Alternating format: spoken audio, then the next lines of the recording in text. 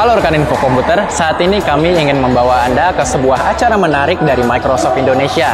Acara ini bernama Satu Festival dan diadakan bertepatan dengan Hari Pahlawan, yakni 10 November 2022. Satu Festival ini diadakan untuk menandai peluncuran inisiatif Satu yang digagas oleh Microsoft Indonesia.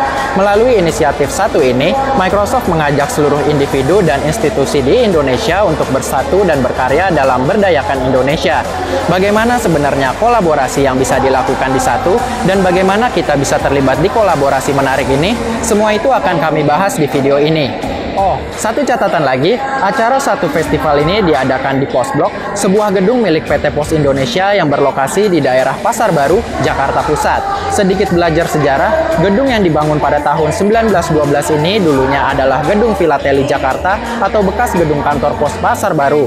Kemudian, gedung ini dialihfungsikan menjadi ruang kreatif publik yang memadukan wisata sejarah dan ekonomi kreatif. Di acara ini, kita juga akan melihat kejutan menarik, yaitu pembukaan Pos Blok tahap 2. Pos Blok tahap 2 ini menjadi komitmen lanjutan PT Pos Indonesia dalam menyediakan ruang publik kreatif serta ruang kolaborasi untuk publik. Nah, menarik bukan? Oleh karena itu, yuk kita jelajahi Satu Festival ini. Acara Satu Festival dihadiri Menteri BUMN Erick Thohir yang datang ke lokasi di Pos Blok Jakarta. Kedatangan Erick Thohir disambut tarian menarik dari karyawan muda PT Pos Indonesia. Setelah itu, acara dilanjutkan dengan peluncuran Pos Blok tahap 2 yang dirancang sebagai ruang publik untuk menciptakan berbagai kolaborasi lintas industri dan generasi. Dengan perluasan ini, Pos Blok kini dapat menampung 48 gerai UMKM dan 4.000 pengunjung setiap harinya. Keseruan acara ini berlanjut dengan penandatanganan nota kesepahaman antara Microsoft Indonesia dan PT Pos Indonesia. Kemitraan ini berfokus pada pemanfaatan teknologi dari Microsoft dalam mendukung transformasi dan inovasi digital PT Pos Indonesia.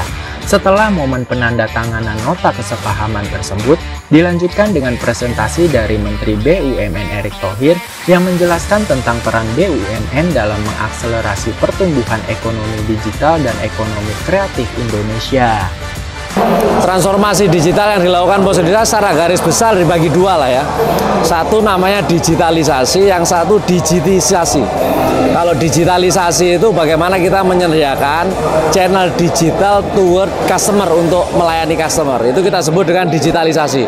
Menyediakan website, mobile apps, the best customer experience lah intinya itu ya, dengan cara digitalisasi. Kalau digitisasi itu mendigitalkan internal proses pos.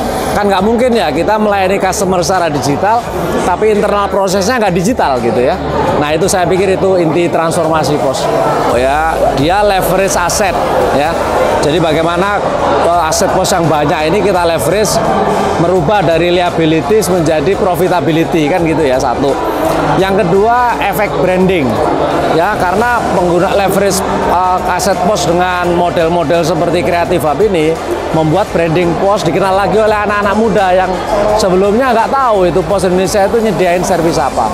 At the end of the day kalau mereka datang ke sini kenal lagi pos menggunakan layanan pos kan gitu ya. Layanan pos ada 4 kan, financial service, logistic service, parcel service, kemudian university ya. Nah itu. Yang ketiga social responsibility ya. Jadi dengan kita masukkan UMKM ke sini, bekerja sama dengan UMKM di Creative Hub kami, ini kita melakukan social responsibility. Jadi 3 hal inilah yang membuat aset ini menjadi valuasinya tinggi, meningkat gitu ya, karena tadi didukung oleh ekosistem itu. Harapannya ya selain komersial tentu ya menghasilkan revenue dan profit bagi Pos Indonesia. Yang kedua kita branding kita tadi dikenal, dan yang ketiga service pos yang tadi 4 tadi bisa digunakan juga oleh anak muda gitu ya. At the end of the day ini adalah persembahan Pos Indonesia untuk Indonesia gitu ya, untuk masyarakat Indonesia, untuk UMKM Indonesia, untuk ekosistem digital Indonesia gitu ya, saya rasa itu. Di acara ini, Microsoft Indonesia juga meluncurkan 2 program komunitas di bawah payung Satu Karya.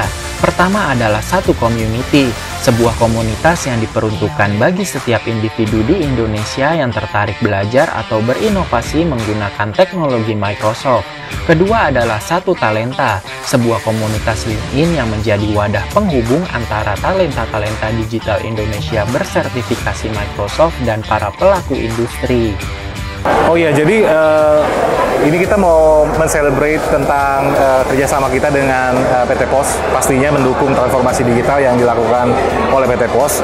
Sekaligus juga kami mau menyadarkan bahwa sebenarnya setiap perusahaan, setiap organisasi itu memiliki kesempatan yang sama untuk bisa bertransformasi gitu ya. Jadi sudah dibuktikan oleh PT Pos 276 tahun di gedung yang 111 tahun gitu ya, bisa mendapatkan leverage aset-asetnya. Nah, semuanya itu pasti tadi digitalisasi dan digitasi tadi yang diceritakan oleh Pak Faisal itu dimungkinkan dengan teknologi digital. Jadi teknologi seperti cloud computing, AI dan machine learning gitu ya, cyber security, itu hal-hal yang memang semua perusahaan di Indonesia, semua BUMN di Indonesia bisa capai. Nah, kuncinya adalah di mana? Kuncinya adalah keinginan untuk tadi membuat awareness, membuat kapabilitas talenta digital di Indonesia. Percuma kita punya orang muda, tapi hanya social media. Orang muda harus punya sertifikasi, harus punya talenta capability digital. Di sini Microsoft memberikannya, nanti kita akan luncurkan yang kita sebut dengan Satu Talenta dan Satu Community. Disitulah gimana setiap orang yang ingin belajar, semuanya disediakan fasilitas oleh Microsoft untuk bisa mengembangkan kapabilitas itu. Jadi mudah-mudahan itu bisa membantu. Dalam acara Satu Festival, selain berbagai peluncuran tadi, acara ini juga menghadirkan keynote-keynote menarik dari para pembicara yang berasal dari beragam industri yang tentunya akan memberikan wawasan-wawasan baru bagi peserta yang hadir. Selain itu, para peserta juga bisa mengunjungi area booth yang menampilkan ragam inovasi untuk mendukung bisnis dalam bertransformasi digital.